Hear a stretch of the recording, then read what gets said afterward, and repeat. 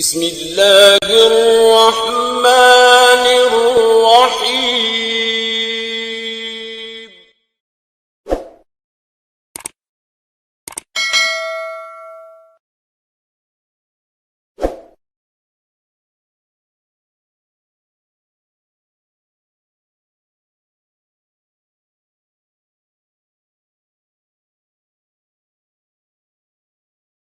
ان الحمد للہ نحمده ونصلی علی رسول الکریم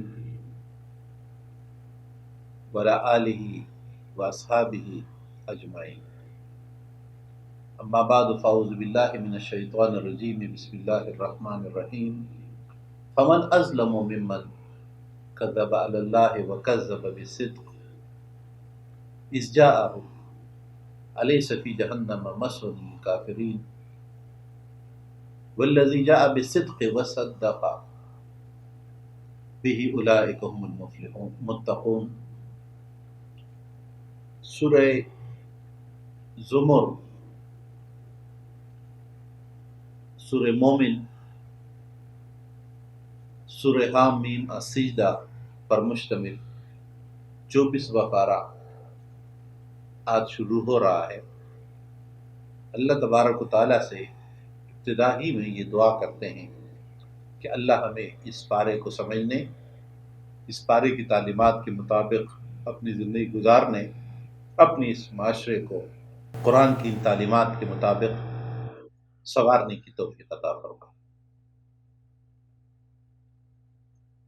قرآن حکیم سورہ زمر کی آیت نمبر 32 جس سے یہ پارہ شروع ہو رہا ہے، اس میں ارشاد فرماتے ہیں کہ فمن اظلم ممن کذب علی اللہ، اس سے بڑھ کر کون ظالم ہو سکتا ہے۔ ظلم کی مختلف درجے ہیں۔ کسی کو معمولی سے تکلیف دینا بھی ظلم کی ایک قسم ہے، اور ظلم کا وہ درجہ ہے جو سب سے بڑا ہے کہ جب کوئی اللہ تبارک و تعالیٰ کے بجائے کسی اور کو اپنا خالق، مالک اور رازق سمجھنے لگ جائے، اللہ کے نظام کے مقابلے میں کسی نظام کو، اللہ کے قانون کے مقابلے میں کسی قانون کو، اللہ کی کتاب قرآن حکیم کے مقابلے میں کسی اپنے بنائے ہوئے کتاب کو وہ مقام دے جو ہدایت اور رہنمائی کے لیے قرآن حکیم کو حاصل ہے، تو یہ ظلم کی سب سے بڑی شکل ہے۔ اور چونکہ یہ وہ شکل ہے جس میں یہ بات آتی ہے کہ گویا اللہ پر یہ شخص جھوٹ باندھ رہا ہے کہ اللہ کی بات تو یہ ہے لیکن یہ کچھ اور باتوں کو اللہ کی طرف منسوب کرتا ہے کہ نہیں، ہدایت کی یہ کتاب نہیں، نظام یہ نہیں، یہ والا۔ تو اللہ نے جو بھیجا ہے وہی درست، سچ اور حقیقت ہے۔ تو رسول نہ ماننے کا مطلب یہ ہے کہ اللہ نے تو یہی رسول بھیجا ہے۔ یہ شخص جب اس کو نہیں مانتا تو گویا یہ اللہ پر جھوٹ باندھ رہا ہے، یا تو یہ کہہ کر کہ یہ اللہ کا نبی نہیں ہے، یا یہ کہہ کر نہیں، یہ نہیں، وہ اللہ کا نبی ہے، اور یا ہدایت کا یہ مقام و منصب رسول اللہ صلی اللہ علیہ وسلم کے بجائے کسی اور کو دیتا ہے، تو ایسے لوگوں کا ٹھکانہ جہنم ہے۔ تو سورہ زمر توحید کے ساتھ ساتھ مقام رسالت کو بھی بیان فرماتا ہے۔ پھر آیت نمبر 53 سے قرآن حکیم رہنمائی فرما رہا ہے اللہ تبارک و تعالیٰ کے بندوں کے لیے کہ قل یا عبادی الذین اسرفوا علی انفسہم لا تقنطوا من رحمت اللہ ان اللہ یغفر الذنوب جميعا انہ هو الغفور الرحیم وانیبوا الی ربکم واسلموا له من قبل ان یأتیکم۔ آپ کہہ دیجئے اے اللہ کے بندوں، اب یہ بندے جن سے قرآن حکیم مخاطب ہو رہا ہے کہ اے رسول آپ ان بندوں سے کہہ دیجئے کہ اللہ تبارک و تعالیٰ فرماتے ہیں کہ اللہ کے وہ بندے جنہوں نے اپنے بارے میں حد سے تجاوز کیا ہے، اسراف کیا ہے، غلطی کی ہے، کوتاہی کی ہے، کوئی بھی گناہ کیا، قرآن کی یہ لفظ استعمال فرما رہا ہے اسرفوا علی انفسکم، اپنے بارے میں حد سے گزر گئے، اپنے ساتھ زیادتی کی، اپنے ساتھ اسراف کیا، یعنی گویا ہر غلطی کوتاہی گناہ خود کے ساتھ ہے۔ ہماری غلطیوں اور کوتاہیوں کا اللہ تبارک و تعالیٰ یا رسول اللہ صلی اللہ علیہ وسلم پہ کوئی اثر نہیں ہونے والا۔ اگر سب لوگ نیکیاں کرنے لگ جائے تو اللہ تبارک و تعالیٰ کی خدائی میں کوئی اضافہ نہیں ہو سکتا۔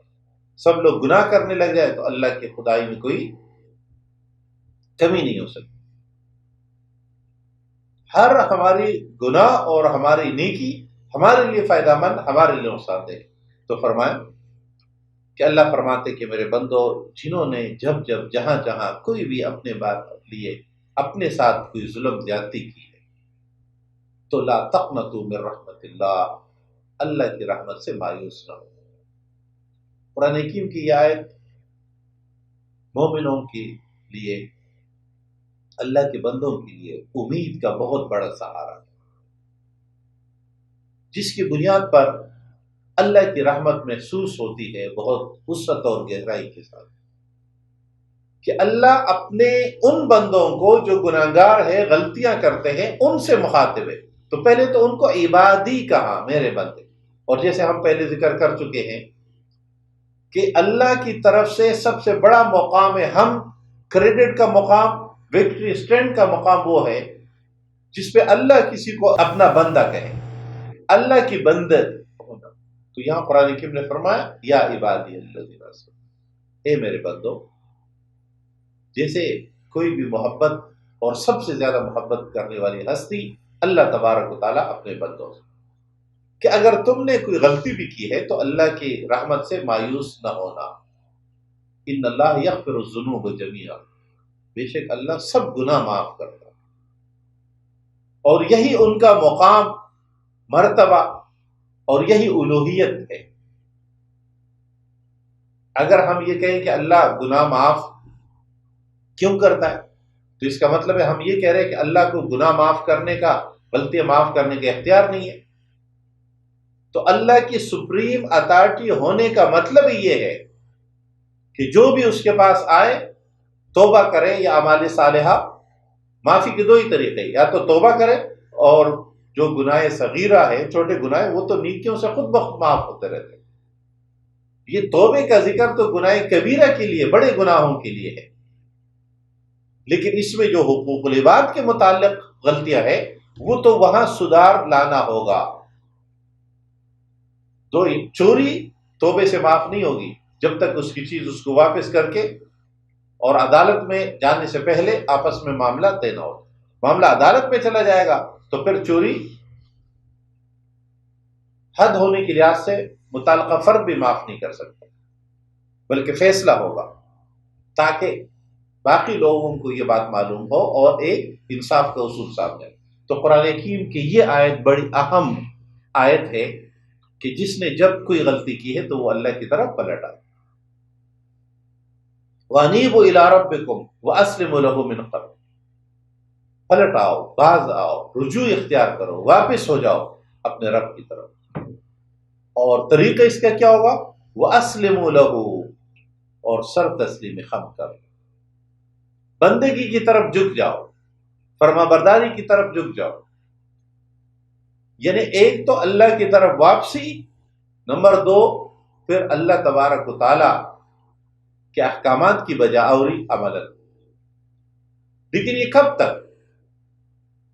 قرآن حکیم نے فرمایا من قبل ان یأتیکم العذاب، اس سے پہلے کہ تمہیں عذاب آئے۔ اب اس کی عذاب کی دو مراحل ہو سکتے، ایک تو اس وقت جب کوئی شخص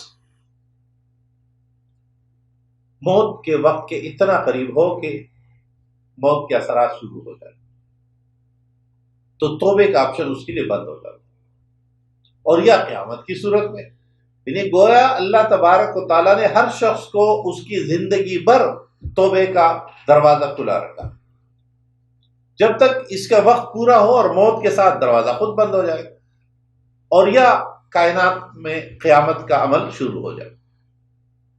ثم لا تنصرون، پھر تمہیں کوئی مدد نہیں۔ اس کی ایک کیفیت یہ بھی ہے کہ جب انسان اتنے گناہوں پہ اتنی دلیری کے ساتھ آتا ہے کہ اللہ دنیا میں اس کو کسی عذاب میں ڈال دیتا، تو اس کے پاس پھر بھی توبے کا آپشن کھلا رہتا ہے اس کے موت کے اثرات شروع ہونے پر۔ وَاتَّبِعُوا أَحْسَنَ مَا أُنزِلَ إِلَيْكُم مِّن رَّبِّكُم، تابعداری کرو جو تمہاری طرف تمہارے رب کی طرف سے نازل ہونے والے تمام احکامات۔ لیکن اس تابعداری کی کیفیت کیا ہوگی؟ بادل ناخواستہ یا انتہائی دلی رغبت کے ساتھ، احسن کیفیت کے ساتھ یہ سر انجام دینا انتہائی درجے کا ثواب کا سبب بنے گا۔ اس کا بھی وقت مقرر ہے، من قبل ان یاتیکم العذاب، اس سے پہلے کہ اچانک تمہارے میں عذاب کا وقت آ جائے، یا تو قیامت شروع ہو جائے، یا موت کا وقت آ جائے، یا اچانک کوئی حادثہ ہو جائے، وانتم لا تشعرون، اور تمہیں پتہ بھی۔ اور پھر اس وقت پھر انسان قیامت کے دن حسرت کا اظہار کرے گا کہ کاش ہم دنیا میں کوئی اچھائیاں کر چکے ہوتے جو وقت ہمیں ملا تھا۔ سورہ زمر میں اللہ تبارک و تعالیٰ ایک اور اہم رہنمائی ارشاد فرماتا ہے، آیت نمبر 67 میں، وما قدر اللہ حق قدرہ والارض جميعا قبضته یوم القیامت والسماوات مطویات بیمینہ سبحانہ وتعالی عما یشرکون۔ وما قدر اللہ حق قدرہ، لوگوں نے اللہ کا پہچان، اللہ کی معرفت، اور جیسے اللہ تبارک و تعالیٰ کو ماننے کا حق ہے یہ حق پہچانا نہیں۔ انسان ہمیشہ اپنی ذہنی سطح کے مطابق سوچتا ہے۔ رسول اکرم صلی اللہ علیہ وسلم کے پاس اہل کتاب نے آئے اور کہا کہ اللہ نے زمین کو ایک انگلی پر تاما ہے، آسمان کو دوسری انگلی پر تاما ہے، اور انگلیوں پر کائنات کی مختلف چیزیں گن کر بتا دیں۔ رسول اللہ صلی اللہ علیہ وسلم مسکرائے اور یہ آیت تلاوت کی، وما قدر اللہ حق قدرہ، لوگوں نے اللہ کو پہچانا نہیں۔ کیوں؟ انسان یہ سمجھتا ہے اللہ کو اپنے اوپر قیاس کر کے کہ ہم دو آہتوں سے تو دو کام ہی کر سکتے ہیں، یا ہماری آنکھیں سامنے دیکھتی ہے پیچھے نہیں دیکھ سکتی، یا ہم ہاتھ لمبا کر کے وہاں سے چیز کو اٹھا نہیں سکتے، اور اسی کا اطلاق پر اللہ پر کر کے انسان نے یہ تخیل اپنایا مختلف گمراہ معاشروں میں۔ جیسے ہمیں ہندو مت میں کچھ دیوتا اور دیویاں ایسی ملتی جن کے 100 ہاتھ ہیں، 200 ہاتھ ہیں، گویا ان کا مطلب یہ ہے کہ جتنے ہاتھ زیادہ ہوں گے اتنے زیادہ کام ہوں گے، یا آنکھیں زیادہ ہوں گی تو ہم ہماری طرف دیکھ سکیں گے، کیونکہ انسان اپنے محدود جسمانی صلاحیتوں کے ساتھ یہ سمجھتا ہے کہ اللہ کی صلاحیت تو زیادہ ہونی چاہیے۔ اس کے لیے جو غلط تصور اپنایا گیا وہ یہ کہ اللہ کی آنکھیں زیادہ ہونی چاہیے، اللہ کے ہاتھ زیادہ ہونے چاہیے۔ قرآن کریم میں فرمایا وما قدر اللہ حق قدرہ، لوگوں نے اللہ کو پہچانا نہیں درست۔ اللہ تبارک و تعالیٰ اس پوری کائنات کے فعال ذات ہے، اور سب کچھ جب وہ سر انجام دیتے ہیں تو ان کا جسم کوئی مرکب یا عناصر نہیں ہے کہ اس بنیاد پر وہ سر انجام دیتے ہیں۔ یہ اللہ دریا بہا رہا ہے تو وہ ہاتھ سے دریا کھود کے لوگوں کے لیے پانی بہا رہا ہے، بلکہ اللہ تبارک و تعالی وہ قادر مطلق ذات ہے جو صرف ارادہ کر کے حکم دیتے ہیں کن اور ہو جاتا ہے، اور یہی اللہ کی پیدا کی ہوئی پوری کائنات یہ پوری اس کے قدرت کے تابع ہے۔ تو فرمایا یہ پوری زمین والارض جميعا قبضتہ یوم القیامہ، اللہ کے اختیار کلی میں ہے، اس کے قبضہ قدرت میں ہے قیامت کے دن۔ اور اب قیامت سے پہلے جو تبدیلی آئے گی وہ اسی کا مظہر ہے۔ والسماوات مطویات بیمینہ، اور تمام آسمان یہ مطویات لپیٹے ہوئے اس کے دائیں ہاتھ، اور یہ دائیں ہاتھ اشارہ ہے، استعارہ ہے. سبحانہ و تعالی عما یشرکون، وہ پاک ہے، بالاتر ہے. سبحانہ تسبیح یہ صفت تنزیہ ہے. انسان اللہ تبارک و تعالیٰ کے بارے میں جتنے ایسے تصورات رکھتا ہے، قرآن حکیم ان صفات کی نفی کرتا ہے. یعنی یہ وہ صفات ہے جس سے نفی مقصود ہے. اللہ ایسے نہیں ہے، ایسے نہیں ہے، ایسے نہیں ہے. اور کبھی ہم کہتے ہیں اللہ ایسے ہے، جیسے ہم کہتے ہیں اللہ رحمان ہے، رحیم ہے، کریم ہے، قادر ہے، لیکن کمی کا کوئی لوز پوائنٹ اللہ میں نہیں. تو فرمایا وَتَعَالَى عَمَّا يُشْرِكُونَ، اور وہ بالاتر ہے جتنے تم شریک ٹھہراتے ہو. وَنُفِخَ فِي الصُّورِ فَصَعِقَ مَن فِي السَّمَاوَاتِ وَمَن فِي الْأَرْضِ إِلَّا مَن شَاءَ اللَّهُ. اللہ تبارک و تعالیٰ حکم دیں گے. اب وہ کوئی قیامت کا آغاز کیسے ہوگا؟ اعلان ہوگا، اسرافیل سور پھونکیں گے، تو پھر جو بھی روئے زمین، کرۂ ارض، کائنات میں ہے، اوپر اور نیچے، کسی بھی سیارے اور ستارے میں، تو سب فصیقہ کا آخری وقت سب کا پورا ہو جائے. اور یہ پہلا، انہیں گویا سور پہلا وہ جس پہ سب لوگ اینڈ کر جائیں گے، ختم ہو جائے. اور پھر دوسرا ہوگا ثم نفخ فی اخری فاذا هم قیام ینظرون، پھر دوسرے پر سب لوگ زندہ ہوں. یہ مراحل کہ سب نے اس دنیا سے جانا ہے، یعنی اس دنیا میں سب کی فوتگی ہوگی، یعنی جتنے مخلوق ہے سب. اور پھر اس کے بعد اللہ تبارک و تعالیٰ آخری فیصلہ وفیت کل نفس ما عملت وهو اعلم بما یفعلون، پھر اللہ تبارک و تعالیٰ پورا دے گا ہر ایک نفس کو جو کچھ اس نے عمل کیا تھا. اور اللہ تبارک و تعالیٰ سب کا علم رکھتے ہیں جو تم لوگ کرتے ہیں. سورہ زمر پارہ نمبر 24 میں اللہ تبارک و تعالیٰ کافروں اور متقین کا انجام بتاتا ہے. اور یہ اس لیے بتایا جاتا ہے کہ ہم یہ فیصلہ کر لیں اپنے بارے میں کہ ہم نے کس گروہ میں شامل ہونا. اس لیے کہ ہم کوئی بھی چیز جب اختیار کرتے ہیں تو ہم دوسروں کے نتائج کو دیکھنا چاہتے ہیں کہ یہ کام فلاں نے کیا تو کیا ہوا، اور اس بنیاد پر ہم فیصلہ کرتے ہیں کہ یہ اچھا ہے یا برا. تو قرآن حکیم نے فرمایا وَسِيقَ الَّذِينَ كَفَرُوا إِلَىٰ جَهَنَّمَ زُمُرًا حَتَّىٰ إِذَا جَاءُوهَا فُتِحَتْ أَبْوَابُهَا وَقَالَ لَهُمْ خَزَنَتُهَا أَلَمْ يَأْتِكُمْ رُسُلٌ مِّنكُمْ.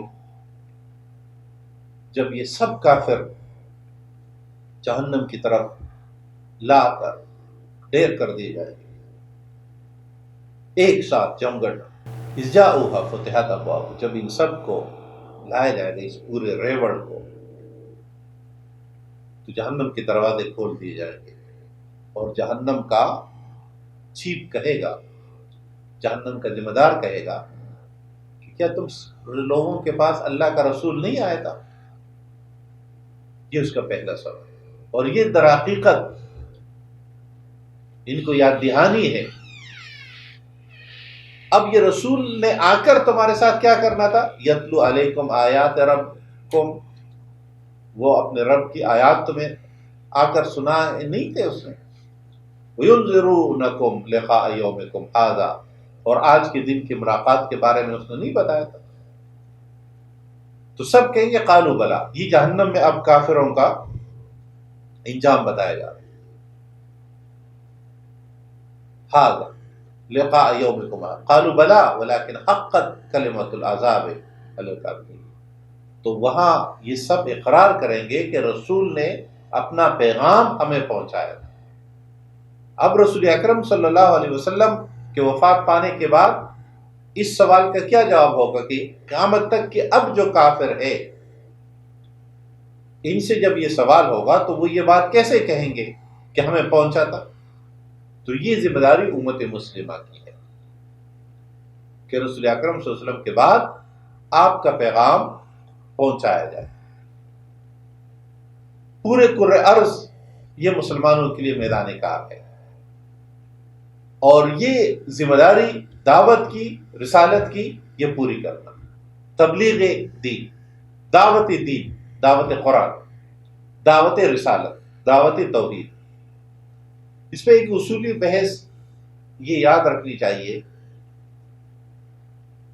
کہ اللہ تبارک و تعالیٰ کے وجود، یعنی وحدانیت، الوہیت اور قدرت، یعنی ذات باری تعالیٰ کے بارے میں، یعنی توحید کا جو تصور ہے، وہ تو اللہ تبارک و تعالیٰ کی اس کائنات کا ذرہ ذرہ بتا رہا ہے، اور یہی سوچ اور یہی فکر اس کائنات سے بھی منتقل ہوتی ہے۔ پھر اس کی مزید وضاحت جتنے رسول صلی اللہ علیہ وسلم نے بتائی، وہ سب بھی اسی کی وضاحت ہے۔ تو توحید کائنات الہی سے ثابت ہوتی ہے، رسالت کے لیے پیغام جانا ضروری ہے، تو رسول اللہ صلی اللہ علیہ وسلم کی رسالت پہنچانے کے لیے، سمجھانے کے لیے یہ امت کی ذمہ داری ہے۔ قرآن کریم اب ان لوگوں کے تذکرے کے بعد کہ ان کو کہا جائے گا کہ اب تم ہمیشہ جہنم میں رہو، تو دوسرا انجام کیا ہے؟ یہ تو کافروں کا انجام ہوا۔ متقین کا انجام، وسیق الذین اتقوا ربهم الی الجنۃ زمرا، اور لائے جائیں گے وہ تمام لوگ جنہوں نے رب کا تقوی اختیار کیا جنت کی طرف، ان کو بھی ایک ساتھ لایا جائے گا سب، حتی اذا جاؤها وفتحت ابوابها، یہاں تک کہ یہ سب لائے جائیں گے، جنت پہنچا دیے جائیں گے، جنت کے گیٹ، دروازے کھول دیے جائیں گے۔ وقال لهم خزنتها، جنت کا ذمہ دار ان سے کہے گا، اب جہنم کے ذمہ دار نے بھی گفتگو کی تھی، جنت والوں سے جنت کے ذمہ دار گفتگو کریں گے، سلام علیکم طبتم فادخلوها خالدین، تم پر سلام کی، یعنی جنت کے ذمہ داران ویلکم کریں گے، خوش آمدید کہیں گے، گارڈ آف آنر پیش کریں گے آنے کے لیے، مہمان نوازی کریں گے، جہنم والے سختی سے پیش آئیں گے، اور ان سے بھی کہا جائے گا تم ہمیشہ رہو۔ وقالوا الحمد للہ الذی صدقنا وعدہ واورثنا الارض، پھر مومنین جنت میں کہیں گے کہ تمام تعریفیں اس اللہ رب العالمین کے لیے جس نے سب چیزیں، جو احکامات، جو باتیں ہوئی تھی، جو ہمارے ساتھ وعدے تھے، جو اللہ کے احکامات تھے، وہ سب درست اور سچ تھے، ان کے وعدے سب، اور پھر یہ جنت ان کو اپنی وسعتوں کے ساتھ، اپنی فراوانیوں کے ساتھ، اپنے خوشیوں کے ساتھ پوری کی پوری ان کے حوالے کر دی جائے کہ جہاں اور جیسے جو کچھ تم چاہو اپنے پسند کے مطابق، اپنی مرضی کے مطابق استعمال کرو اور چاہو۔ تو قرآن کریم کافروں کے انجام کو اور مومنوں کے انجام کو، دونوں کو ذکر کر کے بتانا مقصود کہ اب تمہارے لیے سامنے دونوں راہیں موجود ہیں، اما شاکروں و اما کفورا، تو چاہے نیکی کی طرف آؤ اور چاہے ناشکری اور کفر کی طرف۔ بسم اللہ الرحمن الرحیم، حام میم، تنزیل الکتاب من اللہ العزیز العلیم، غافر الذنب وقابل التوب، شدید العقاب ذی الطول، لا الہ الا هو الیہ المصیر۔ قرآن کریم سورہ مومن پارہ نمبر 24 میں ارشاد فرماتا ہے کہ یہ حامیم حروف مقطع سے آغاز اور پھر تنزیل الکتاب ہے۔ حروف مقطعات کے بعد کتاب کی تنزیل، اللہ کے صاحب قدرت، غالب اور علیم ذات ہونے کا ذکر، اور جیسے ہم نے پہلے بھی ذکر کیا تھا کہ حروف مقطعات جب ذکر ہوتے ہیں تو اس کے بعد قرآن ہی کا ذکر ہوتا ہے اکثر، اور اس میں اشارہ قرآن ہی کی طرف ہوتا ہے، اعجاز کی طرف۔ یہاں اللہ تبارک و تعالیٰ کی صفات پر استعمال ہوئے کہ وہ اللہ کون سی ذات ہے۔ معرفت الہی کے حصول کا سب سے بڑا ذریعہ قرآن حکیم ہے، تو قرآن اللہ کی معرفت عطا کرتا ہے مختلف پیراؤ۔ یہاں صفات ذکر ہوئے 5 بڑے بڑے۔ غافر الذنب، توبہ قبول کرنے والے، وقابل توبہ قبول کرنے، غافر ذنب گناہوں کو معاف کرنے والے، بہت زیادہ معاف کرنے والے، اور یہ ان کی سپریم اتھارٹی ہونے کی علامت ہے۔ نمبر 2، توبہ قبول کرنے والے، شدید العقاب، لیکن وہ سخت سزا دینے والے بھی ہیں، ذی الطول اور صاحب اختیار ہے، لا الہ الا ہوا، اس کے سوا کوئی معبود نہیں ہے۔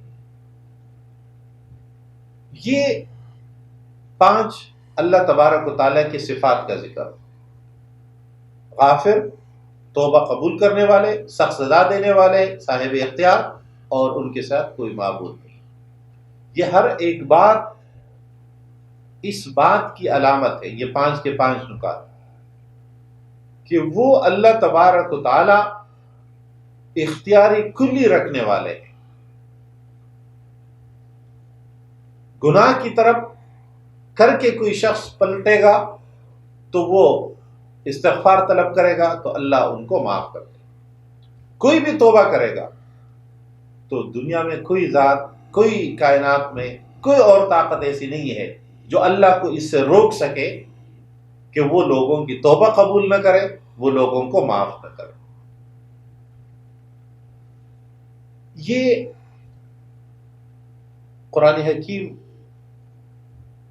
کی سورہ مومن حامیم سے شروع ہوتا کر اور اپنے توحید اور رسالت اور آخرت، ان 3 مضامین کو تفصیل سے بیان کرتے ہوئے صرف یہی صورت نہیں بلکہ اس کے بعد یہ 40ویں نمبر کی صورت ہے، تو 40 سے لے کر 46 تک یہ 7 صورت ہے، یعنی سورہ مومن یا غافر، فصلت، سورہ شورى، سورہ زخرف، سورہ دخان، سورہ جاسیہ، سورہ احقاف، یہ 7 صورتیں وہ ہے جو حامیم سے شروع ہوتی ہیں۔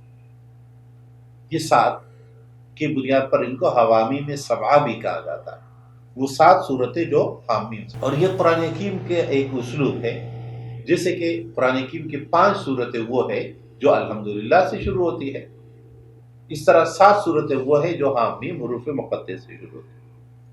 ان 7 صورتوں کی ترتیب اور ان کے مضامین یکسانیت رکھتے ہیں، اور رسول اکرم صلی اللہ علیہ وسلم کی سیرت کے اس دور سے تعلق رکھتے ہیں جس میں دشمن نے آپ کی ذات کو ختم کرنے، آپ کے ساتھیوں کو ہر طرح کے ظلم و ستم کا نشانہ بنانے اور آپ کی اس تحریک کو اکاڑ پھینکنے کی وہ تمام کوششیں کر لی، انفرادی بھی اجتماعی۔ یہی وہ دور ہے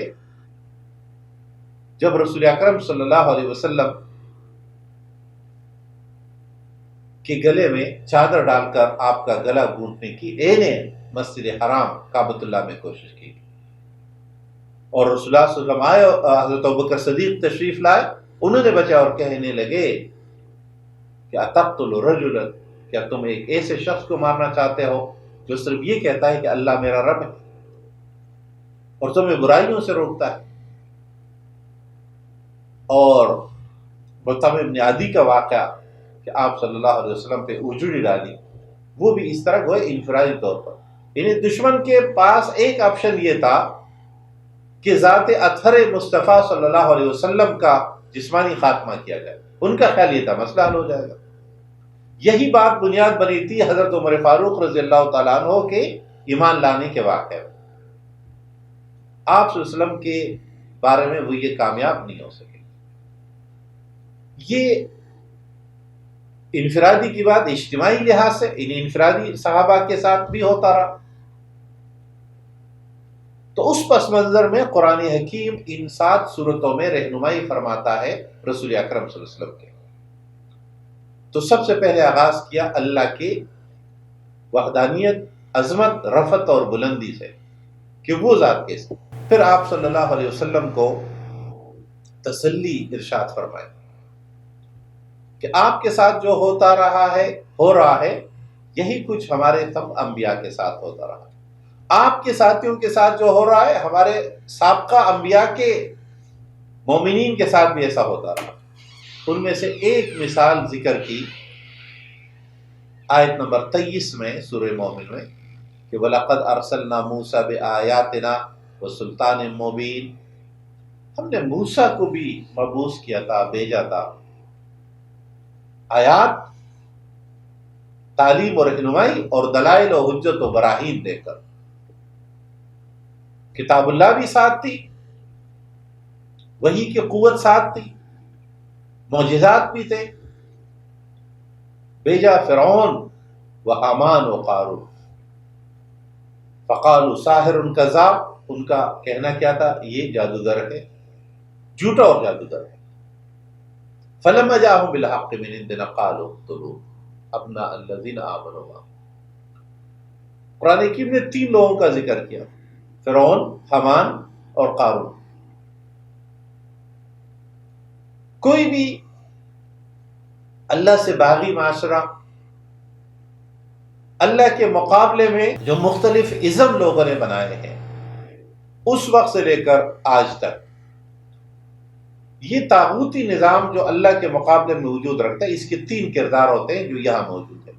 فرعون، حامان اور قارون، ان 3 افراد کا ذکر قرآن حکیم یہاں پر اکٹھا فرماتا ہے، کیونکہ یہ تینوں علامتیں ہیں، نمائندگی ہے ایک سرمایہ دارانہ، ایک طاغوت اور اللہ کے مقابلے میں اپنی مرضی سے ظلم و جبر کی ایک ریاست قائم کرنے کے تصور کا۔ جن میں سے سب سے پہلے فرعون، جن کا ہم نے ذکر کیا کہ وہ حکمراں جو لوگوں کو اپنی الوہیت، اپنی ربوبیت کہ جو میں کہوں مستند ہوگا میرا فرمایا ہوا، وہ کسی کی تابع نہیں۔ اب اس پورے نظام کو ہمیں سمجھنا ہے اسلام کے تصور خلافت، جو ہمیشہ سے کبھی نبی کے ذریعے، نبی کے دور میں نبی کریم صلی اللہ علیہ وسلم، اور ہر دور میں جس نبی کو ریاست، حکومت اور اقتدار ملا، اس نے جو نظام قائم کیا وہ اقامت دین کا نظام، اسلامی ریاست نام کہہ دے، حکومت الہیہ کہہ دے۔ اور خلافت کی جو اصطلاح ہم استعمال کرتے ہیں یہ وہ ہے جو خلافت علی منہاج النبوہ ہے، نبوت کے طرز کے مطابق عین انہی تقاضوں پر جو طرز ریاست ہوگی اس کو خلافت علی منہاج النبوہ۔ اور یہ خلافت اصل میں خلیفۃ الرسول ہے، اس لیے مسلمانوں میں حضرت ابوبکر صدیق رضی اللہ تعالیٰ عنہ کو خلیفۃ الرسول کہا جاتا تھا۔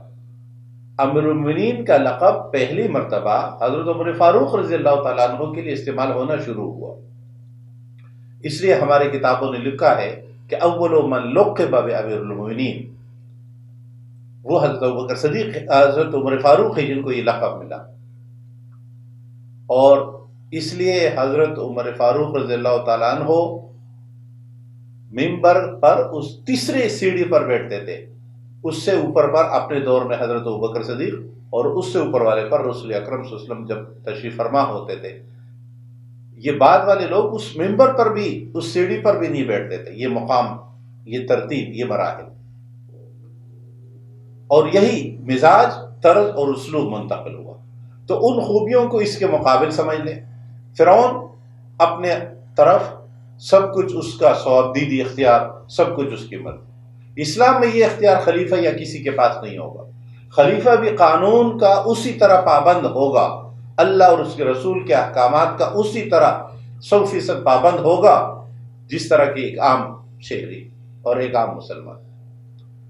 تو یہ فرد کبھی خاندان کا ہوتا ہے، دنیا میں طریقے یہ رہے ہیں کہ حکمران کبھی خاندان کے ہوتا ہے، کبھی یہ کوئی طاقتور فوجی گروپ ہوتا ہے، وہ مافیا کی شکل میں ایک کے بعد دوسرا آتا ہے، کبھی یہ بادشاہت کی شکل میں، اور کبھی یہ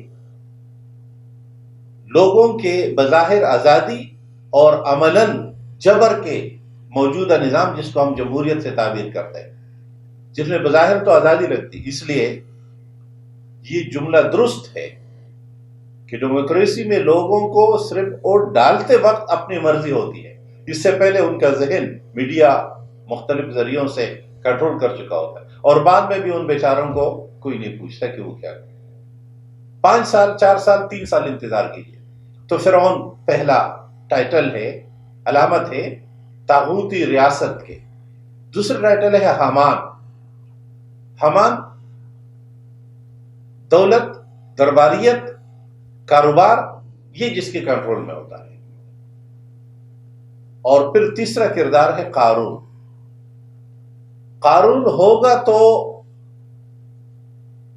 طبقہ اشرافیہ سے الگ، وہ مظلوموں کے طبقے میں سے ہوگا، عام لوگوں کے طبقے میں سے ہوگا، سیویلین میں سے ہوگا، لیکن وہ دراصل اپنی اس حیثیت کے بل بوتے پر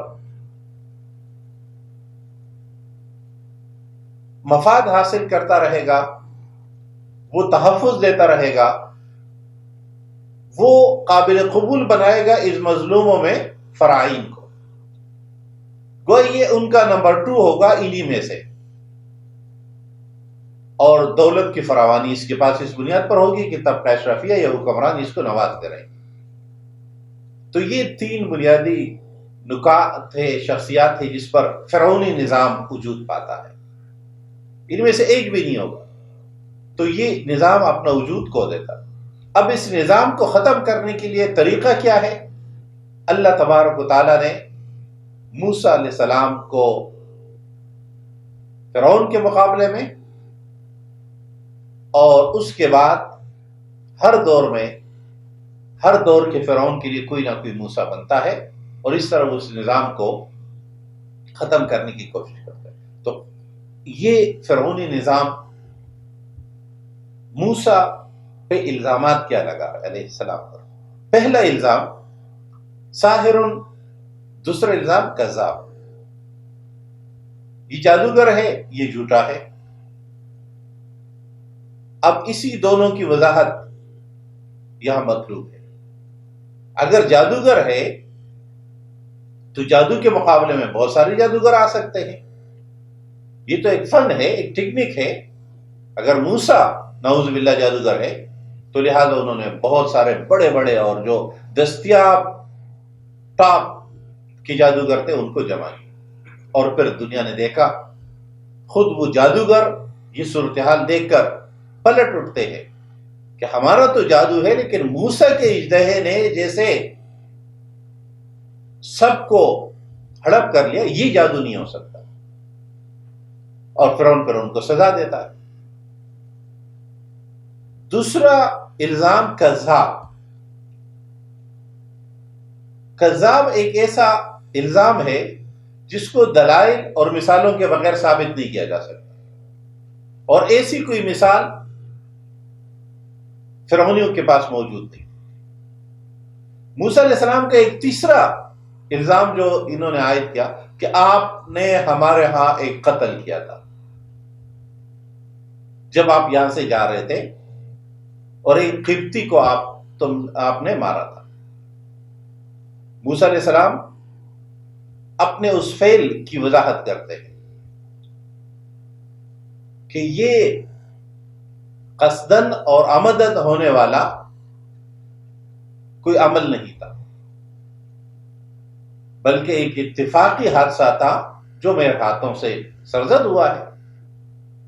اور موسیٰ علیہ السلام جواب دیتے ہیں کہ کیا یہ میری ایک غلطی ایسی ہے کہ تم نے بنی اسرائیل کو جو اتنے عرصے سے غلامی میں رکھا ہوا ہے اور وہ روزانہ مرتے ہیں، اس کے مقابلے میں میرے ہاتھوں ایک جرم ہوا ہے، ایک غلطی ہوئی ہے؟ تو قرآن حکیم فرماتا ہے فَلَمَّا جَاءَهُم بِالْحَقِّ مِنْ عِنْدِنَا قَالُوا اقْتُلُوا أَبْنَاءَ الَّذِينَ آمَنُوا مَعَهُ۔ اب موسیٰ علیہ السلام کی تحریک کا رد عمل، اور اس سے پہلے کہ بھی ان کا منصوبہ یہ تھا کہ ان کے بیٹوں کو مارا جائے، بیٹیوں کو زندہ رکھا جائے، لیکن اس کاوش کو بھی اللہ نے ناکام بنایا، خود موسیٰ کی پرورش کی صورت میں، اور جو نتائج یہ حاصل کرنا چاہتے ہیں کہ ان کی نسل کشی۔ فرعونی نظام کی دوسری خوبی، دوسرا تعارف یہاں یہ ہو رہا ہے، فرعونی نظام اپنے زیر دست طبقے کا، غلام طبقے کا ہمیشہ استحصال کرے گا، ان کو ختم کرنے کی کوشش کرے گا۔ یہ نسل کشی کمزوروں کی ہم اگر برما میں دیکھتے ہیں، ہم افریقہ کے کچھ ممالک میں دیکھتے ہیں، تو ہر جگہ معلوم ہوتا ہے کہ بالادست طبقے کے پاس اس بدترین جرم، اور یہ جرم بوسنیا میں جو کچھ عرصے پہلے کیا گیا، اس کے مقابلے میں اسلام کا تصور یہ ہے کہ کسی انسان کو اس بنیاد پر اس کی نسل کشی نہیں ہوگی، سزا ملے گی کوئی بھی جرم کے نتیجے میں، لیکن اجتماعی نسل کشی کی اجازت کسی کو نہیں ہے، یعنی کسی کے بچوں کو مارنے کی کسی کو اجازت نہیں ہے، چاہے وہ اسلامی ریاست کے اندر غیر مسلم کیوں نہ ہو، اور چاہے وہ دشمن کے بچے کیوں نہ ہو۔ خواتین کا تحفظ، بچوں کا تحفظ، بوڑھوں کا تحفظ، مذہبی طبقے والوں کو نہیں مارا جائے گا، یہ اسلام کا تصور جنگ ہے کہ جنگ میں بھی دوسروں کا یہ خیال رکھا جائے، کجا یہ کہ آپ کی ریاست کے اندر کے لوگوں کو آپ ماریں۔ وقال فرعون ذرونی اقتل موسیٰ، مجھے چھوڑ دو، میں ذرا موسیٰ کو قتل کرتا۔ فرعون کی یہ بات یا تو موسیٰ علیہ السلام کے اس وقت کے لیے بھی ممکن ہے جب موسیٰ علیہ السلام دربار میں گفتگو فرما رہے ہو، اور چاہے ان کے غیر موجودگی میں فرعون نے یہ بات کی ہو۔ دوسری بات کی وَلْيَدْعُ رَبَّهُ إِنِّي أَخَافُ أَن يُبَدِّلَ دِينَكُمْ، میرا یہ گمان ہے کہ یہ موسیٰ، مجھے یہ خوف ہے کہ موسیٰ تمہارے دین کو بدلنا چاہتا ہے، نمبر ایک۔ نمبر دو، او یظہر فی الارض الفساد، یا زمین پہ فساد، جھوٹا ہے، کذاب ہے، ان کے بچوں اور سب کو مارو، اور یہ تمہارا دین بدلنا چاہتا ہے۔ طاغوتی نظام، فرعونی نظام اپنے لوگوں کو اور اپنے زرگست طبقے کو بھی سب سے زیادہ جو دباتا ہے وہ اس بنیاد پر کہ آنے والے کا تمہیں خطرہ ہے، حالانکہ تبدیلی نظام کے نتیجے میں نقصان صرف ان لوگوں کا ہوتا ہے جو اس طبقاتی اور سامراجی نظام سے فائدہ اٹھانے والے ہوتے ہیں۔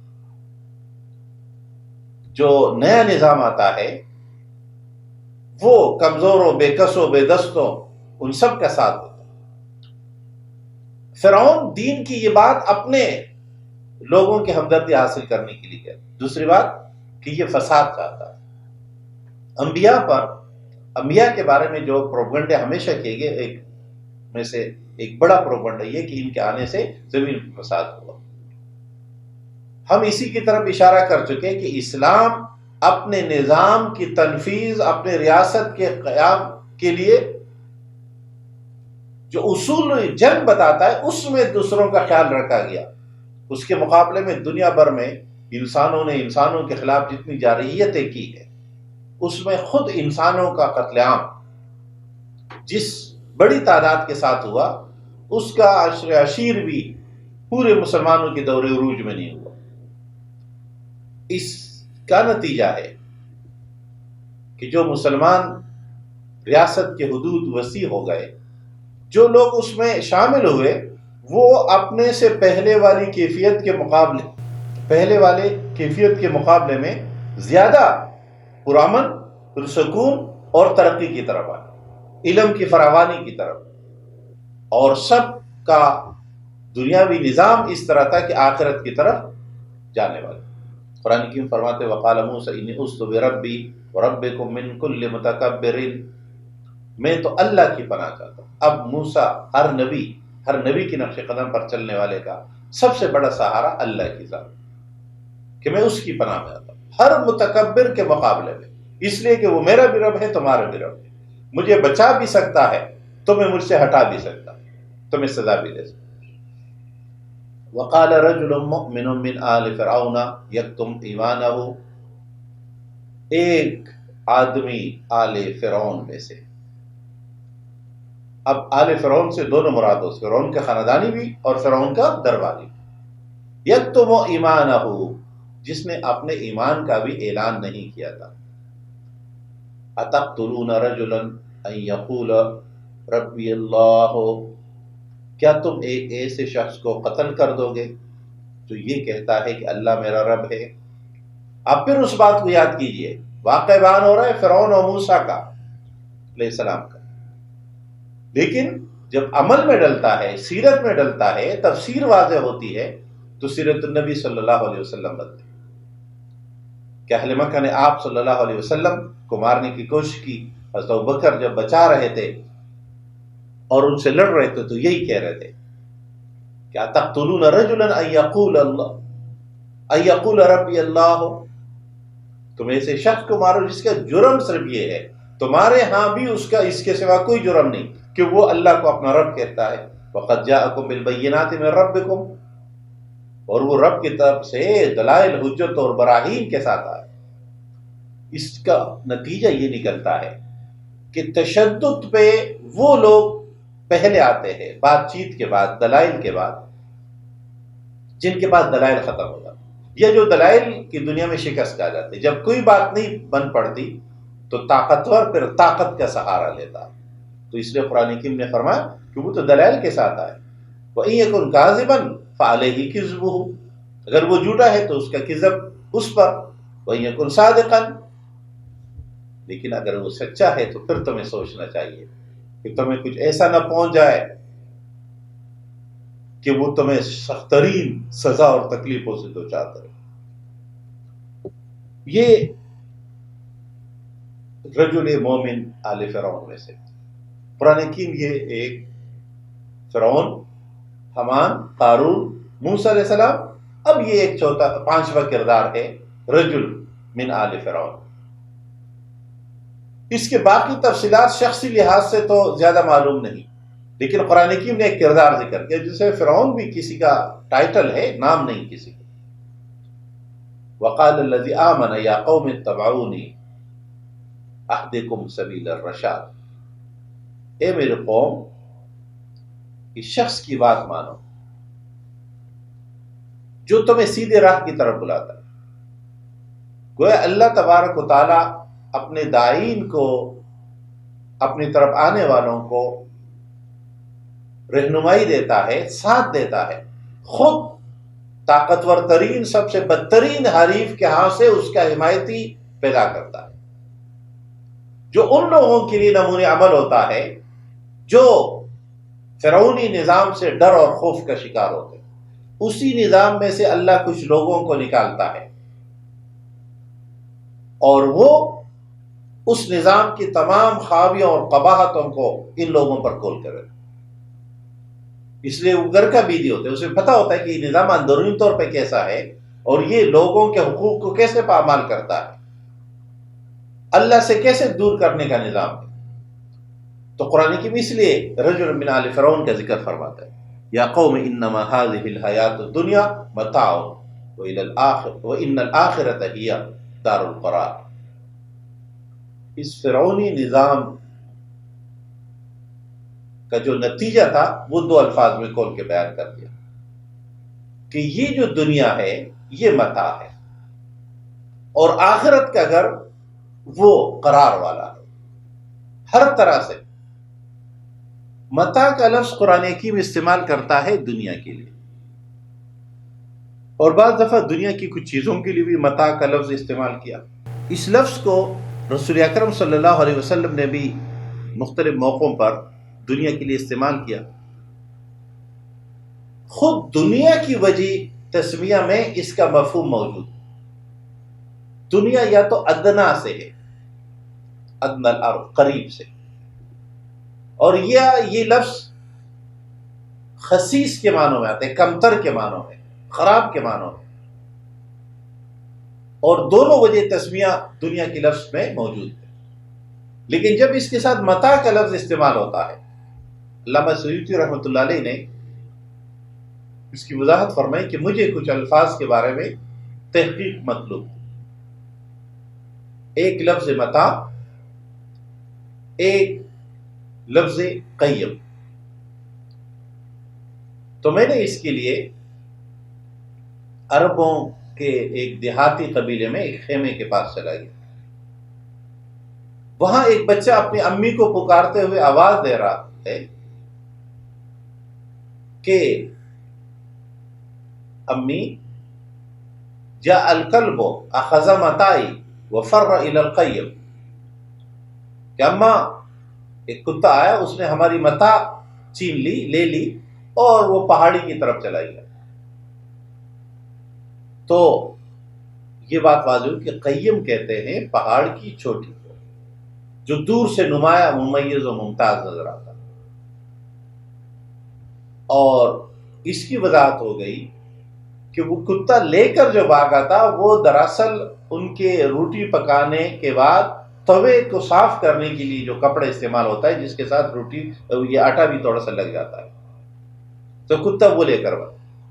اس کا مطلب یہ ہوا کہ متاع کا لفظ حقیقی معنوں میں استعمال ہوتا ہے اس بورچی خانے کے اس کپڑے کے لیے جس کو توا صاف کر کے پھینک دیا جاتا ہے، اس کے سوا اس کی کوئی حیثیت نہیں ہے۔ اس لیے رسول اللہ صلی اللہ علیہ وسلم نے فرمایا اگر دنیا کی حیثیت ایک مچھر کے پر جتنے بھی اللہ کے ہاں ہوتی تو یہ غیر مسلموں کو نہ ملتی۔ اب قرآن حکیم نے رجل مومن کے یہ الفاظ ذکر کیے کہ وہ اپنے قوم سے کہہ رہا ہے کہ یہ دنیا کی زندگی متاع ہے، کچھ وقت کی ہے، جب تک آپ یہاں ہیں آپ استفادہ کر سکتے، اتنی اس کی حیثیت۔ لیکن اگر یہ دنیا متاع کے بجائے مقصود انتہا بن جائے تو یہ اسلامی تصورات یا اسلام کے تصور کے مقابلے میں سرمایہ دارانہ تقویت نظام کو تقویت دینے والے، اور اس دوڑ میں اگر انسان لگ جائے، یہ 20-25 سال تو تعلیم میں نکل جاتے ہیں، اور اس کے بعد کچھ زندگی اور پھر بڑھاپا۔ اور اگر یہ اللہ کے لیے استعمال نہیں ہو تو اکبر نے کیا خوب کہا تھا، کیا کہے احباب کیا کارہائے نمایاں کر گزرے، BA کیا، نوکر ہوئے، پینشن ملی اور مر گئے۔ اتنی سی زندگی، اور اس کے لیے ہم ڈھیر سارا حرام جمع کرتے اگر دنیا کی متاع مقصود ہو۔ شادی میں پھر اولاد پہ تعلیم، ہر طرف سے جائز و ناجائز کا خیال رکھے بغیر، اور پھر بآخر اولاد کام نہیں آتی تو پھر سوال اٹھتا ہے کہ بیٹا کام نہیں آ رہا ہے، اولاد بات نہیں مان رہی۔ بھائی آپ نے رشتے سے لے کر بچے کی پیدائش، بچے کے اخراجات، بچے کی تعلیم، یہ سب میں حرام شامل کیے رکھا، حلال کا خیال نہیں رکھا، اور اس بنیاد پر آپ یہ سمجھتے ہیں کہ آپ کو وہ سب فوائد مل جائیں گے جو حلال کی صورت میں ہونا چاہیے۔ نہ سود سے بچنے کی کوشش کی، نہ کرپشن اور نہ فراڈ سے۔ تو قرآن حکیم نے فرمایا کہ رجل مومن نے کہا انما هذه الدنيا هذه الحیات الدنیا متاع، اس کے مقابلے یہ متاع ہے، لیکن آخرت دار قرار ہے، ہمیشہ رہنے والا، اس کی سب چیزیں، نہ صرف انسانی بدن، انسانی زندگی، بلکہ جو چیزیں وہاں ہیں وہ بھی دائمی ہے۔ من عمل سیئۃ فلا یجزی الا مثلہا۔ اب اصول بتایا اللہ تبارک و تعالیٰ کہ جو بھی اس دنیا میں برائی کرے گا، ہر گناہ، ہر غلطی، ہر کوتاہی، فلا یجزی الا مثلہا، تو اس کی جزا اس جتنی ہی ملے گی۔ ایک گناہ 1 2 3 4 جتنے ہوئے ان سب، اس میں بھی آپشن دیا، توبہ، مغفرت، معافی، اعمال صالحہ جو ان کو ختم کر۔ اگر یہ بھی نہیں ہوا تو ایک غلطی کی ایک سمجھی جائے گی۔ لیکن ومن عمل صالحا من ذکر او انثى وهو مؤمن فاولئک يدخلون الجنہ یرزقون فیہا بغیر حساب، کہ جو بھی نیک عمل کرے گا، صالح عمل کرے گا۔ اور قرآن ہمیشہ عمل صالح کا لفظ استعمال کرتا ہے، فعل صالح کا لفظ قرآن حکیم استعمال نہیں کرتا، صرف ایک جگہ استعمال کیا۔ اب فعل اور عمل میں فرق ہے۔ فعل ہر وقوع پذیر ہونے والے فعل یا کام کو کہتے ہیں، لیکن عمل نام ہے جس میں نیت، ارادہ، انجام مد نظر ہو، یعنی عمل سے پہلے بھی اور اس عمل کا کوئی مقصد سامنے ہو۔ باس پرس اور جواب طلبی عمل کی ہے جو اتفاقاً ہاتھوں سے کچھ سرزد ہو جاتا ہے، اس پہ اللہ پکڑ نہیں کرتا۔ تو فرمایا اور اس میں مطلوب گویا اعمال ہے جس میں شعور شامل ہو. اس کا اندازہ اس سے لگائیے کہ ہم نماز کے اندر جب سجدہ سہو کا ذکر کرتے ہیں کہ فرض میں کمی بیشی پر تو نماز ہی نہیں ہوگی، واجب میں کمی بیشی ہوئی تو سجدہ سہو ہوگا. واجب میں کمی بیشی عموماً کس کی ہوتی ہے کہ ہم بے دہانی میں کچھ ایسا کر لیتے ہیں جو نماز کے واجب میں کمی یا بیشی آ جاتی. گویا یہ جو تھوڑا سا غفلت ہے، بے دہانی ہے، ہمارا حضور قلب نہیں ہوتا، ہم دل و دماغ سے حاضر نہیں ہوتے، تو ہم اس غلطی کے بعد فوراً سیدھا 100 بجا لاتے. تو اس طرح عمل مطلوب ہے کہ نیت، ارادہ، پوری ذہنی توجہ اس کی طرف ہو. اور یہ ہر عمل صالح میں، نماز، روزہ، یہ جتنے اعمال صالح ہے وہ سب، اور جو جتنا بڑا عمل صالح ہے وہ اتنی توجہ اور ارتکاز ذہن چاہتا. اب اگر سب سے بڑا فریضہ وہ اقامت دین ہے تو وہ توجہ بھی اتنی ہی چاہے گا. اس دوران اپنے سب کچھ اس پہ لگانا مطلوب ہوگا. تو فرمایا ومن عمل صالحا. اب سوال پیدا ہو رہا تھا کہ اس میں مذکر مؤنث کا کوئی فرق ہے؟ تو فرمایا چاہے کوئی مذکر ہو، کوئی مؤنث ہو، کوئی مرد ہو یا عورت ہو، اس لحاظ سے کوئی فرق نہیں ہوگا کہ نیکی کا فاعل کی جنس کیا ہے. مطلوب نیکی اور فاعل کی قلبی کیفیت مطلوب ہے کہ اس میں اخلاص کے درجے کا.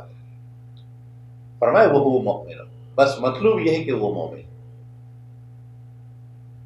اور اب اسلام کا یہ تصور بھی ہے کہ ہر پیدا ہونے والا مومن ہے. وہ فطرت پہ پیدا ہوتا ہے، فَأَبَوَاهُ، پھر اس کی والدین، اس کا معاشرہ، اس کی ارد گرد، وہ کبھی ایک طرف اور کبھی دوسری طرف لے جاتا. اور یہ اسلام کا بہت اہم فرق ہے. عیسائیت کا خیال یہ ہے کہ ہر پیدا ہونے والا گناہگار ہے، اور اسلام کی رائے یہ ہے کہ ہر پیدا ہونے والا پاک ہے، نافرمان نہیں ہے. عیسائیت پھر اس کے لیے کہ جب تک وہ عیسیٰ کو کفارہ کے طور پہ قبول نہ کرے علیہ السلام. اس لیے ہمارے ہاں جو یہ عمومی سوال پیدا ہوتا ہے کہ آخر کیوں عیسائی دنیا سے لوگ اٹھتے ہیں، اتنے بڑے جنگیں، اتنے بڑے خود کو ایک دوسرے کو اتنا زیادہ مارتے ہیں، اور دوسرے انسانیوں کے خلاف، انسانیت کے خلاف جو جرائم سرزد اب تک ہو رہے ہیں. یعنی آخر کیا وجہ ہے کہ افغانستان میں ابھی معاملہ آخر میں جب امریکہ نکلنا چاہ رہا ہے تو تب بھی امریکہ نے اپنا سب سے بڑا غیر روایتی بم، جو ایٹم بم جتنی طاقت کا تھا، جتنا کہ ہیروشیما پہ گرایا گیا تھا اتنی ہی طاقت کا، اور اس کو نام بھی ماں جیسا مقدس دیا. یعنی وہ ماں جو حیات، شفقت اور محبت کی علامت ہے، جو اپنے بچوں کو کبھی مارنا نہیں چاہتی، چاہے وہ درندوں جتنے، یعنی ہم جتنے درندے جانور پائے جاتے ہیں ان کو بھی اللہ نے ایک یہ خوبی، صلاحیت دی ہے کہ ان کو کم از کم اپنے بچوں سے یہ محبت ہو. مگر مچھ جتنے درندہ بھی اپنے بچوں کی حفاظت کرتا ہے، اور جب خطرہ محسوس ہو تو دونوں منہ کھول لیتے ہیں، ان کے بچے ان کے منہ میں آ جاتے ہیں، اور وہ اپنا سر اٹھا کے رکھتے ہیں کہ خطرہ ختم ہوگا تب ہم بچوں کو نیچے اتاریں. ایک انسانی صفات سے متصف ایک ماں بھی اپنے بچے کی حفاظت کرتی ہے. تو یہ مقدس نام اس ہتھیار کو دیا جس نے، اور وہ بم افغانستان پکتیا میں گرایا گیا، جس کے نتیجے میں گاؤں کے گاؤں صفحہ ہستی سے کٹے. تو بعض دفعہ یہ سوال پیدا ہوتا ہے کہ ایسا کیوں ہے؟ اس کی وجہ یہ ہے کہ عیسائیت کے اس تصور اور عقیدے کے نتیجے میں ان کے ذہنوں میں انسان دشمنی شیطان نے ڈال دی. اس لیے جنگوں میں ایٹمی ہتھیاروں کا استعمال یہ بھی صرف امریکہ نے کیا، اور دنیا کا غیر ایٹمی لیکن ایٹمی قوت جتنے استعداد رکھنے والا بم وہ بھی پچھلے سال امریکہ نے گرا. تو یہ ہے کہ فرق مومن کا مطلوب ہے، چاہے جنس اس کی کوئی بھی ہو. فاولئک یدخلون الجنہ، یہی لوگ جنت میں داخل ہوں گے. یرزقون فیہا، ان کو اس میں وہ سب کچھ ملے. یرزقون فیہا بغیر حساب، بغیر حساب کے ملے گا وہاں کچھ حساب. اس کی وضاحت رسول اکرم صلی اللہ علیہ وسلم کی ایک حدیث میں. ایک تو جنت میں بغیر حساب، اور ایک ہے جنت میں دخول بغیر حساب کے.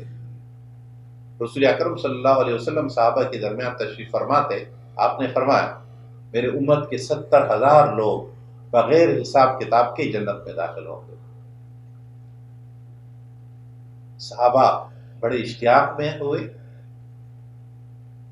اور اچانک بے ساختگی وارفتگی کے ساتھ عکاشہ رضی اللہ تعالیٰ عنہ اٹھ کھڑے ہوئے. اور عکاشہ بن محصن رضی اللہ تعالیٰ نے فرمایا یا رسول اللہ میرے لیے دعا کیجیے کہ میں ان 70,000 میں سے ہوں. اور یہ پھر یاد رہے کہ 70 72 یہ کثرت کی اعداد ہے، یعنی کم از کم یہ اس سے زیادہ پہ اطلاق ہوگا. تو رسول اللہ صلی اللہ علیہ وسلم نے فرمایا انت منہم. یہ بہت بڑا کریڈٹ تھا، اور ہم اس خوشی کو احساس کر سکتے ہیں، محسوس کر سکتے ہیں جو حضرت عکاشہ کو ملی ہو.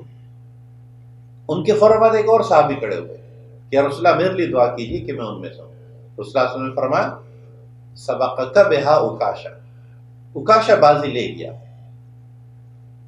اب اس پہ بہت طویل بات ہمارے محدثین و مفسرین نے کی ہے کہ دوسرے صحابی کو آپ صلی اللہ علیہ وسلم نے کیوں منع فرمایا، گارنٹی نہیں دی. تو بعد نے یہ رائے ضرور ذکر کی کہ شاید ان میں کوئی کمی تھی، لیکن وہ صحابی بھی جلیل القدر صحابی ہے.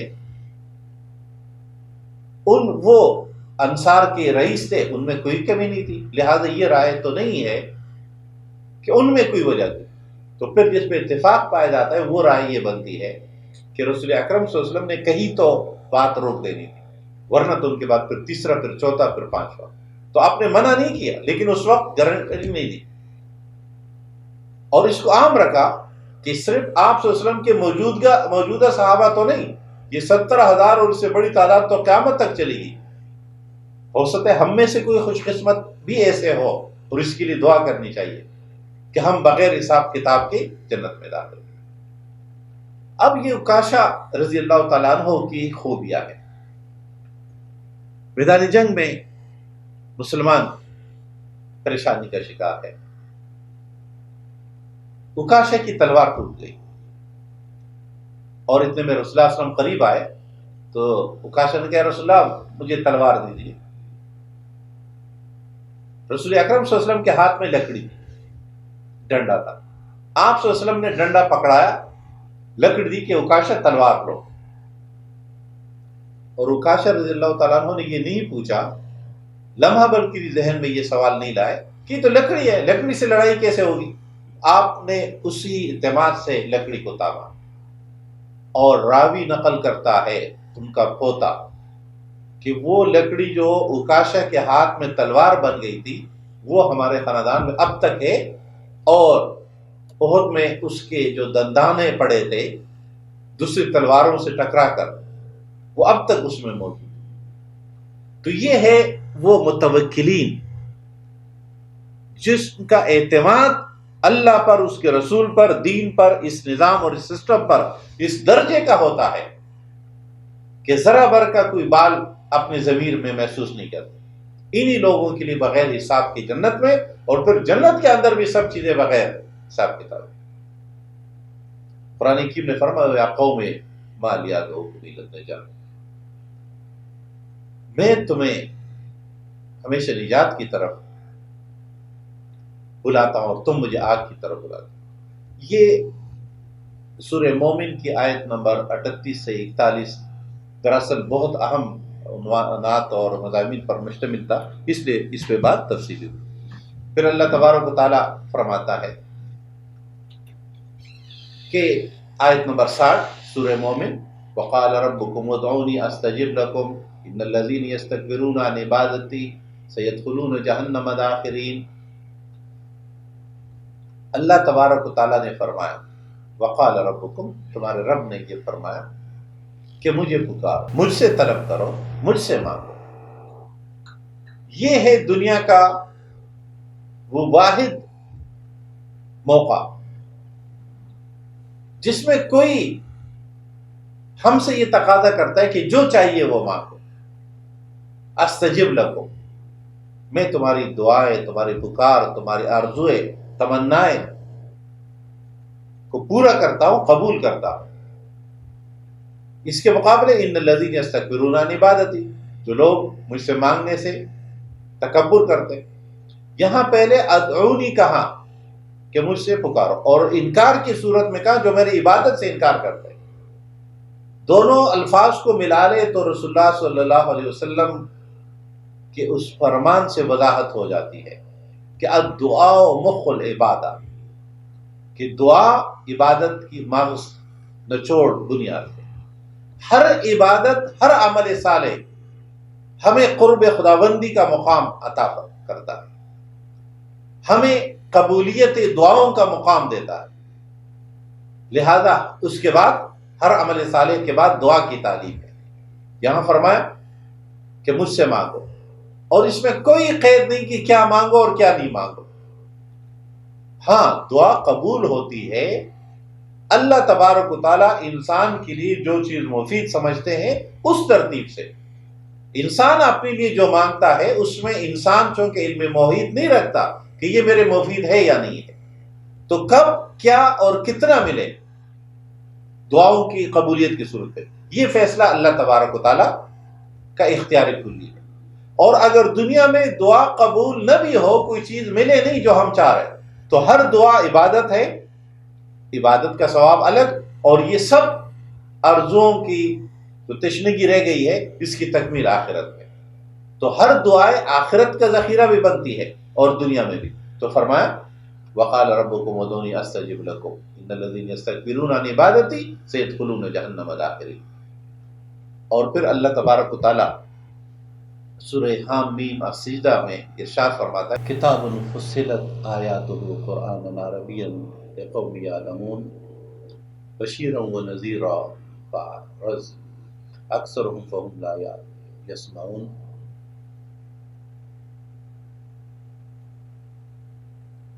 یہ سورہ حامیم السجدہ کی ابتدائی آیات 1 سے 4 تک، جس میں حروف مقطعات میں سے حامیم کا ذکر پھر آیا ہے، اور جیسے ہم نے ذکر کیا تھا پہلے کہ 7 حامیم سے شروع ہونے والی یہ صورتیں ہیں جو رسول اکرم صلی اللہ علیہ وسلم کی سیرت میں مشکل ترین لمحات، مکے کا وہ وقت جب رد عمل تشدد انتہائی عروج پر تھا، مخالفت بہت زیادہ بڑھ گئی۔ قرآن کریم نے اس موقع پر آپ صلی اللہ علیہ وسلم کو تسلی، آپ کے ساتھیوں کو تسلی، اور اس بات کی طرف متوجہ کیا کہ آپ سے پہلے کی تمام انبیاء یہی دعوت پیش فرماتے ہوئے انہی مراحل سے گزرے تھے، اور ان کا ہتھیار بھی کلام اللہ تھا، قرآن نے ان کی مدد کی تھی۔ تو آپ کو بھی ہم تنزیل من الرحمن الرحیم، یہ کتاب نازل شدہ ہونے والا، تنزیل تھوڑا تھوڑا کر کے نازل ہونے والا۔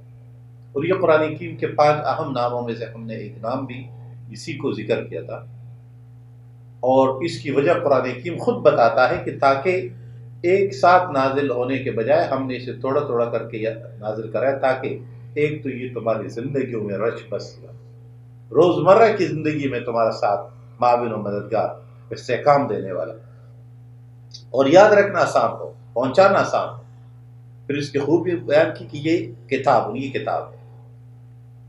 کتاب بھی قرآن حکیم کے ناموں میں سے ہے، اور کتاب کا نام مطلب ہی یہ کتیبہ سے ہے، جو فوجی دستے یعنی ٹروپس کے لیے استعمال ہوتا ہے، اس لیے کاغذوں کے دستے کو بھی کتاب کہتے ہیں۔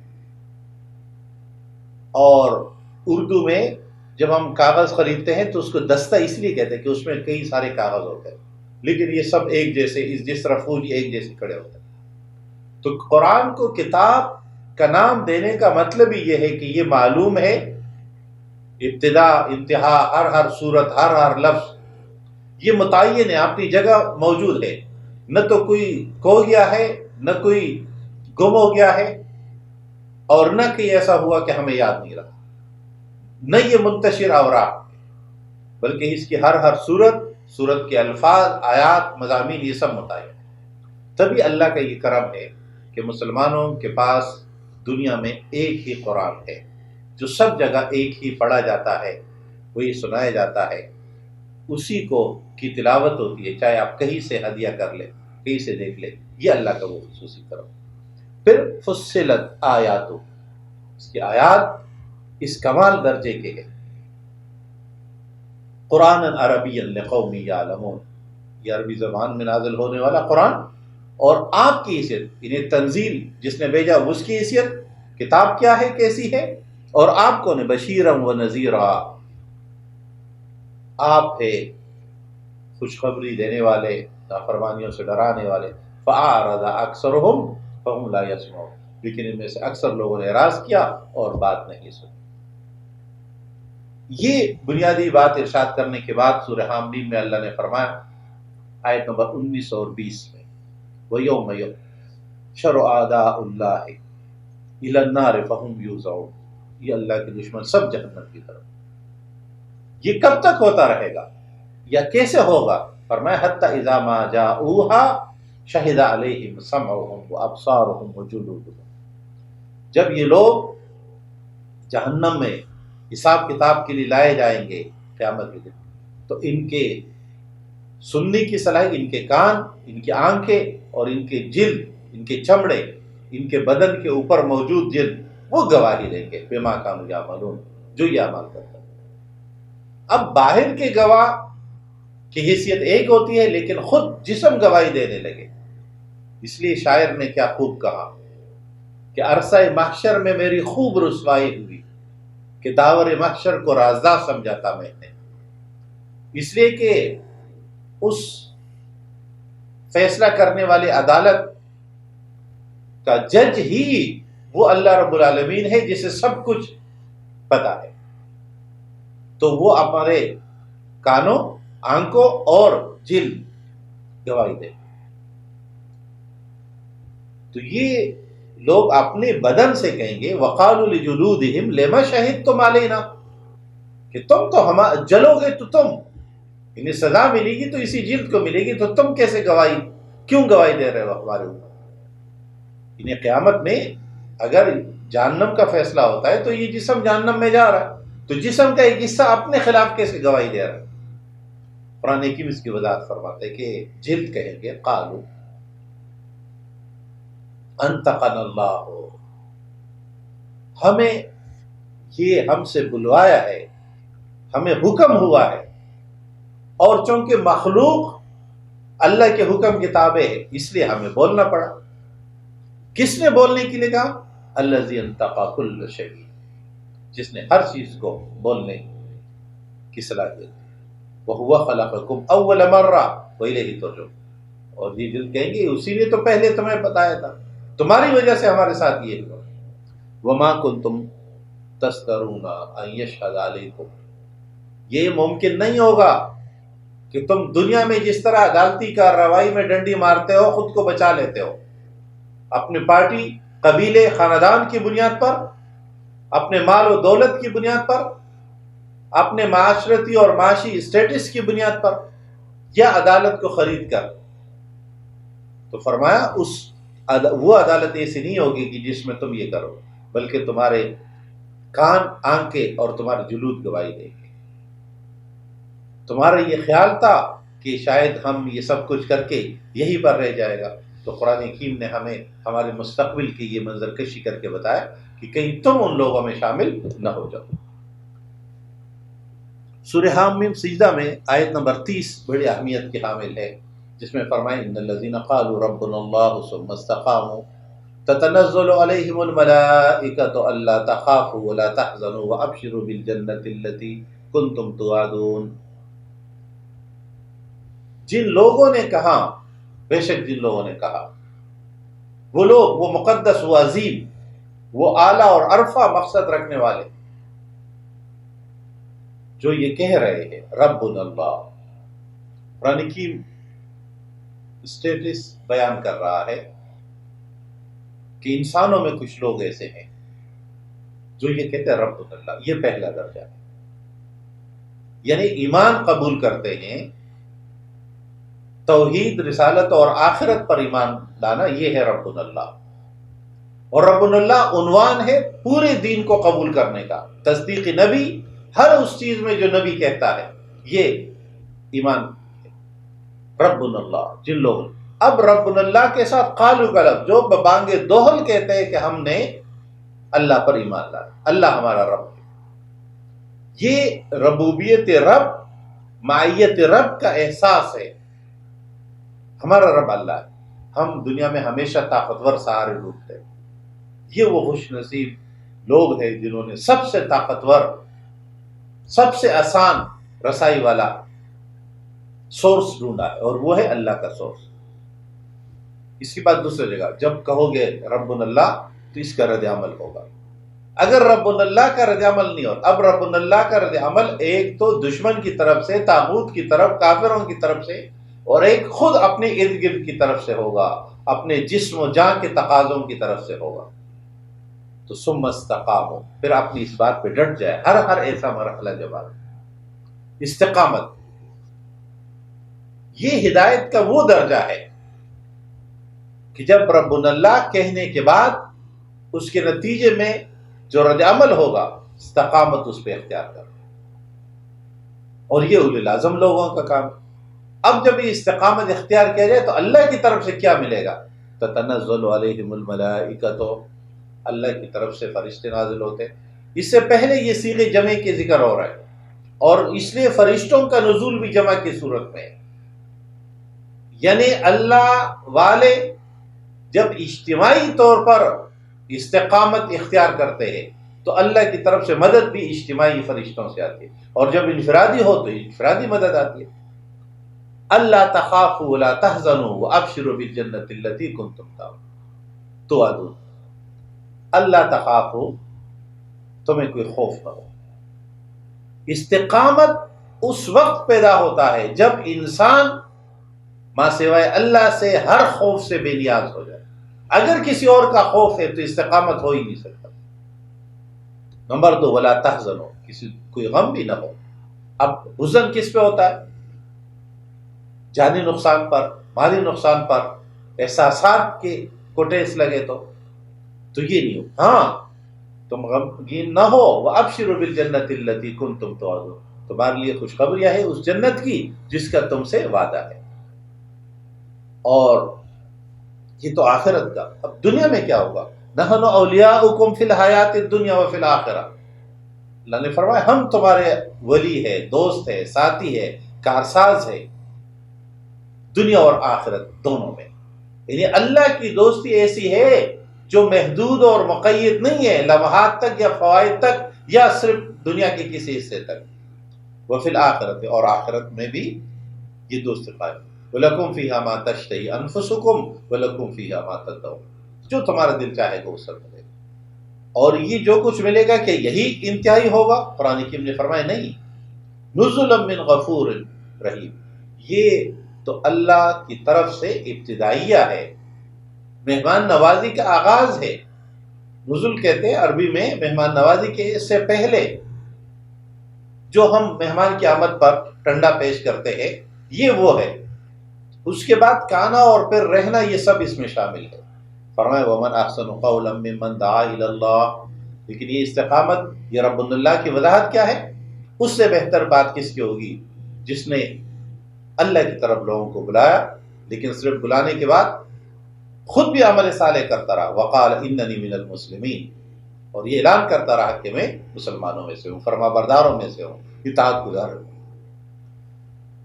قرآن حکیم نے ان لوگوں کا ذکر کرتے ہوئے فرمایا کہ سب سے بہتر بات کس کی ہوگی، یعنی اس سے بہتر تو کوئی بات ہو ہی نہیں سکتی۔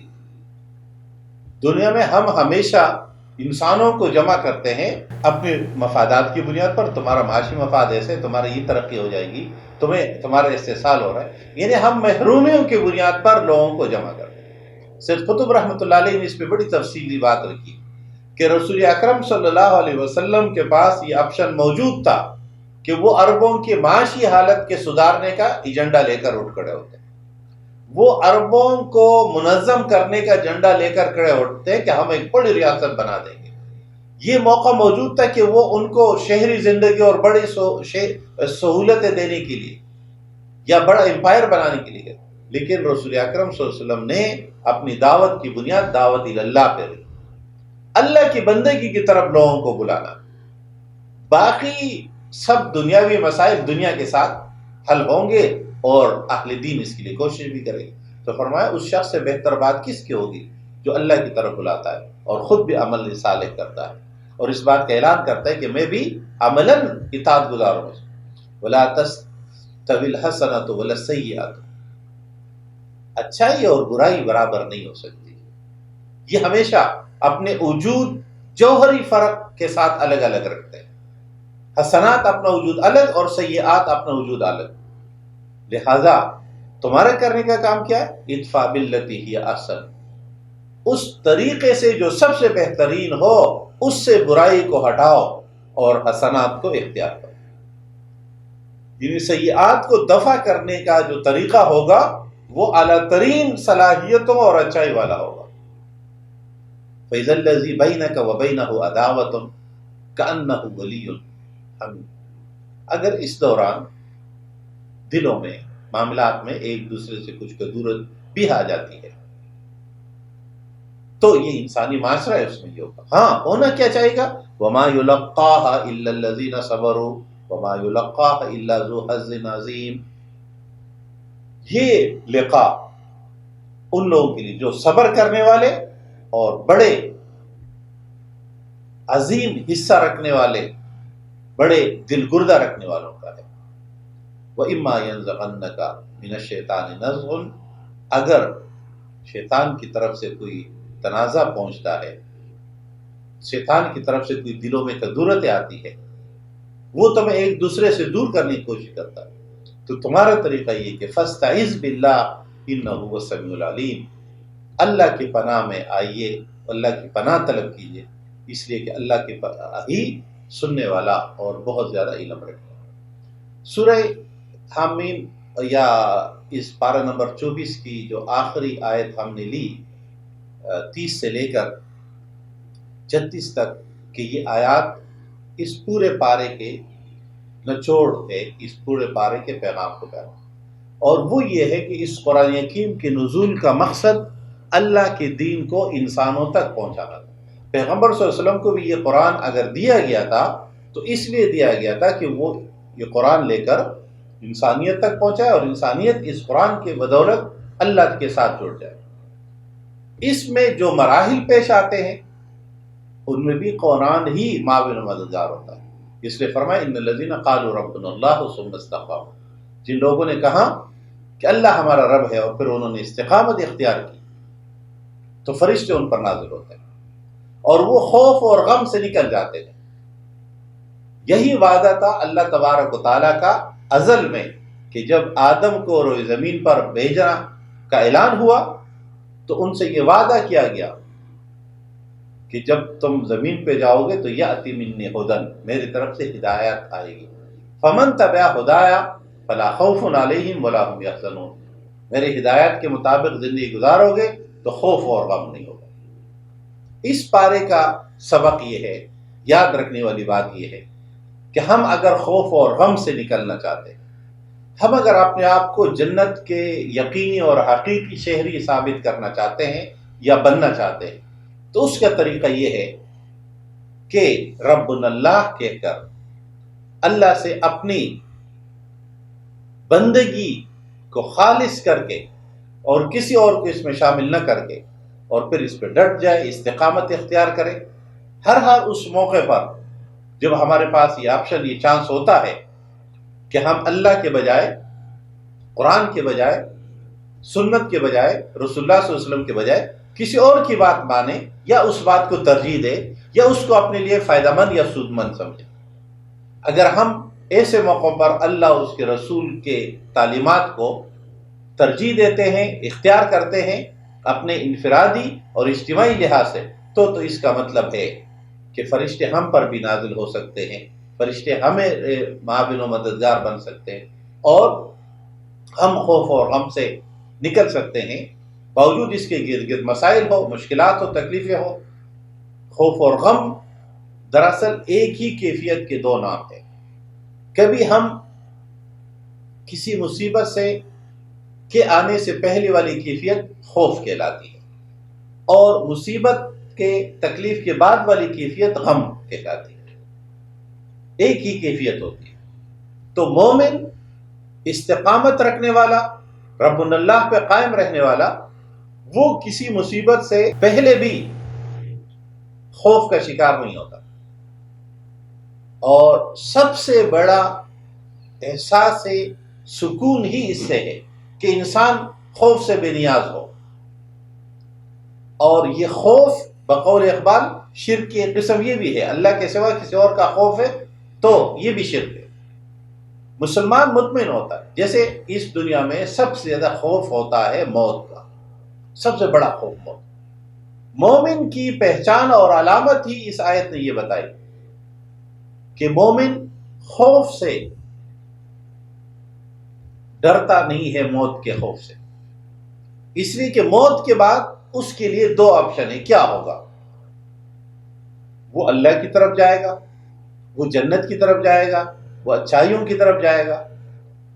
اور کون وہ شخص ہوگا جو اچھائیوں، نیکیوں کی طرف، کامیابیوں کی طرف اور جنت کی طرف جانا نہیں چاہتا اور اس کو اپنی کامیابی نہیں سمجھتے؟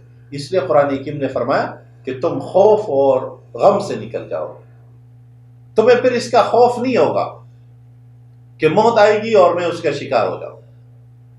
اس لیے اقبال بھی جگہ جگہ مسلمان کی علامتوں میں سے ایک علامت یہ بتاتا ہے کہ نشان مرد مومن باتو گوئے، مسلمان کی علامت اور نشانی بتاتا ہوں تجھے کہ جو مرگ آئے تبسم بر لب اوس، کہ جب موت آئے تو وہ اس پہ مسکرا رہا ہوتا۔ تو مومن کی آیت خوف غم، خوف موت، زندگی کے ختم ہونے کا خوف، اس سے مومن کبھی دو چار نہیں ہوتا۔ اس لیے وہ اس غم میں بھی نہیں ہوتا کہ اس کے بعد کیا ہوگا، اس لیے کہ اسے یقین ہے کہ اس کے بعد میں جنت ہے۔ اللہ تبارک و تعالی ہمیں اس طرح کی زندگی گزارنے کی توفیق عطا فرمائے کہ اس میں ہم خوف اور غم سے نکلے ہوئے ہو، ہم میں موت کا کوئی ڈر نہ ہو، اور ہم اس بات کے لیے تیار ہو کہ جب موت آئے تو ہم مسکرا رہے ہو۔ اقول قولی ھذا استغفر اللہ لی ولکم ولسائر المسلمین، وآخر دعوانا ان الحمد للہ رب العالمین۔